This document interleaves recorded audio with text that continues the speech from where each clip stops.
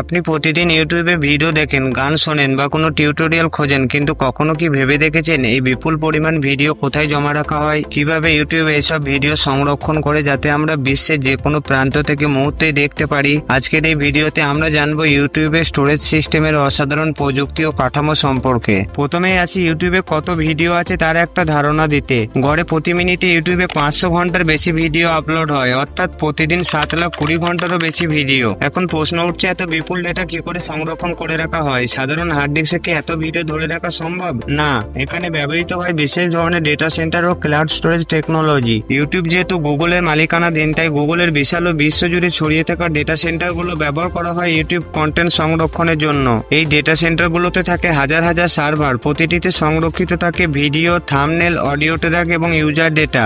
Data সেন্টারগুলো পৃথিবীর নানা প্রান্তে অবস্থিত, যেমন যুক্তরাষ্ট্র, ইউরোপ, এশিয়া এবং দক্ষিণ আমেরিকায়। প্রতিটি ডেটা সেন্টার নিজস্ব কুলিং সিস্টেম, ব্যাকআপ পাওয়ার এবং নিরাপত্তা প্রযুক্তি দিয়ে সজ্জিত।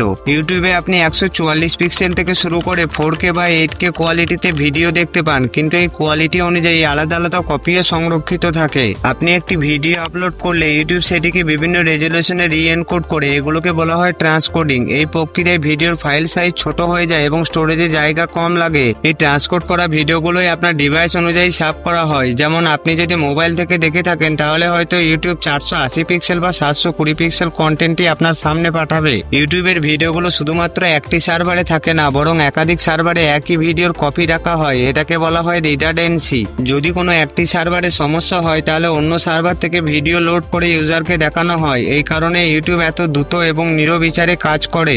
গুগলের নিজস্ব ক্লাউড প্ল্যাটফর্ম গুগল ক্লাউড ব্যবহার করে ইউটিউব ভিডিওগুলোকে বিশ্বের নানা প্রান্তে সংরক্ষণ করে এবং পরিবেশন করে।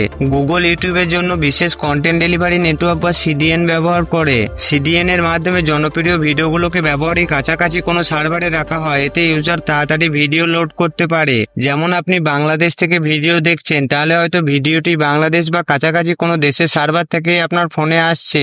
ইউটিউব কেবল স্টোরেজই না, বরং ব্যবহারকারীদের তথ্য ও ভিডিও কন্টেন্টের নিরাপত্তাও নিশ্চিত করে। সব ভিডিও এনক্রিপ্টেড ফর্মে সংরক্ষিত হয় এবং ইউজার অ্যাক্সেস নিয়ন্ত্রিত। একই সাথে ইউটিউবের অ্যালগোরিদম প্রতিনিয়ত নিরীক্ষা করে যে কেউ যেন নীতিমালার বাইরে কোনো কন্টেন্ট আপলোড না করে। এর থেকে বোঝা গেল ইউটিউব শুধু একটি ভিডিও প্ল্যাটফর্ম নয়, এটি প্রযুক্তির এক অসাধারণ প্রদর্শনী। গুগলের শক্তিশালী ডেটা সেন্টার, ট্রান্সকোডিং প্রযুক্তি, ক্লাউড স্টোরেজ ও সিডিএন এর সমন্বয়ে গঠিত এক বিশাল স্টোরেজ অবকাঠামো ইউটিউবকে এই অবস্থানে এনেছে। ভিডিওটি ভালো লাগলে লাইক দিন, সাবস্ক্রাইব করুন আর কমেন্ট করে জানান আপনি ইউটিউবের কোন অংশটি বেশি চমকপ্রদ মনে করেন।